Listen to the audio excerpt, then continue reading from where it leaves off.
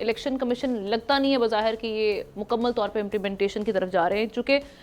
ایک تاریخ بھی رہی ہے 90 دن میں الیکشنز پنجاب اور خیبر پختونخوا میں جب اسمبلیز ریزولو ہوئی کہا گیا لیکن نہیں کروائے گئے، امپلیمنٹیشن ہوئی سپریم کورٹ کے حکم کے باوجود۔ اس کے بعد ہم نے ساری صورتحال دیکھی اور اس بار بھی جو اب فیصلہ آیا ہے اس میں 13 کے 13 ججز نے الیکشن کمیشن کے کردار پر انگلی اٹھائی اور اس کے جو جس طرح سے ساکھ متاثر ہوئی ہے اوورآل،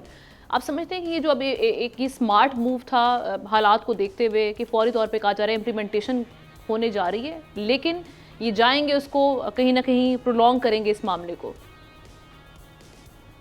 بالکل، میں اپنے تمام پینلسٹ کے ساتھ اگری کرتا ہوں، یہ معاملہ اتنی جلدی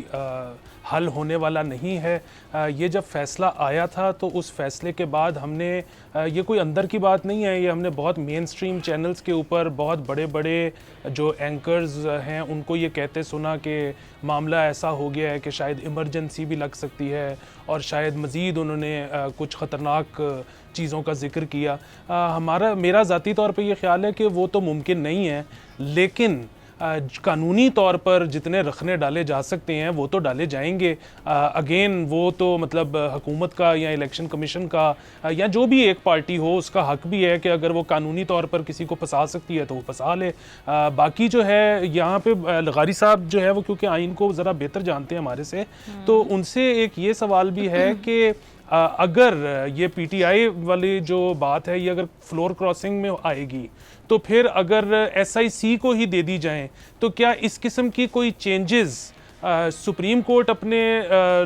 جو ہے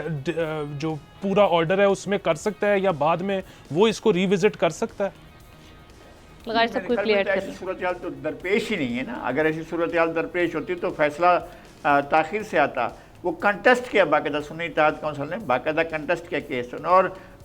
جو ہے وہ سپریم کورٹ نے بار بار ان کے وکیل کو کہا کہ آپ کس کا کیس لڑ رہے ہیں، آپ پی ٹی آئی کا کیس لڑ رہے ہیں یا سنی اتحاد کونسل کا۔ بہرحال وہ ایک کیس ہار گئے ہیں سنی اتحاد کونسل کے ارکان۔ سنی اتحاد کونسل کو خصوصی سیٹیں نہیں دی جا سکتی ہیں، اگر پی ٹی آئی کو دی جا رہی ہیں تو یہاں میرا سوال ہے کہ کیا جو لوگ حلف نامے دے چکے ہیں کہ ہم سنی اتحاد کونسل کے رکن ہیں، کیا ان کے حلف دیے جانے کے باوجود پھر ان کو فلور کراسنگ کی اجازت ہوگی؟ اور سپریم کورٹ کا پھر وہ فیصلہ کہاں جائے گا جو 2022 میں تھا کہ جناب جن لوگوں نے فلور کراسنگ کیا یا جا کر ووٹ دیا ان کا ووٹ بھی جائے گا اور سیٹ بھی جائے گی۔